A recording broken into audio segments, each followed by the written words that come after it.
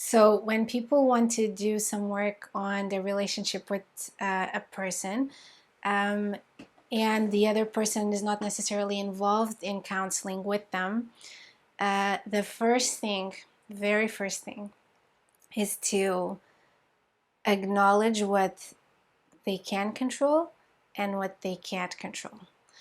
A lot of times we come to therapy with these goals of, oh, I wish this other person would be XYZ and that would be so much better. And we cannot do any change on somebody else. We just can't. Like, I would love to be able to do that even for myself, and we can't.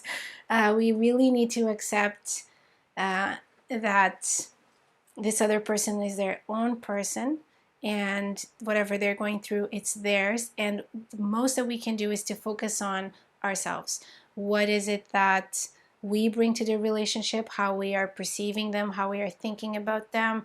Are those things getting in the way? And when we start doing the work of changing ourselves and release them from the expectation that they are going to change for us, that shifts a lot of things in our response to them and in our relationship. It just becomes a space of more freedom.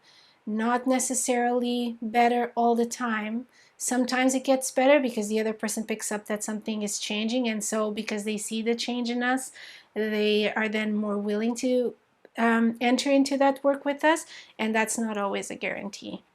So it really is about focusing on ourselves and what is our responsibility, which are our thoughts, our emotions, our behaviors, and how we live in our body, and letting the other person be who they are, no matter how hurtful or how beautiful that is, or both. Sometimes it's both. Most of the times it's both, actually. And that is really hard. That word acceptance is a really, really hard word to grapple with. It doesn't mean that we need to like it or that we need to be okay with it. It just means that we can't control them. And to when we I think that's the hardest part of the work. When we can come to the work with that stance, then we can really focus our energy on what is ours to change. Yeah.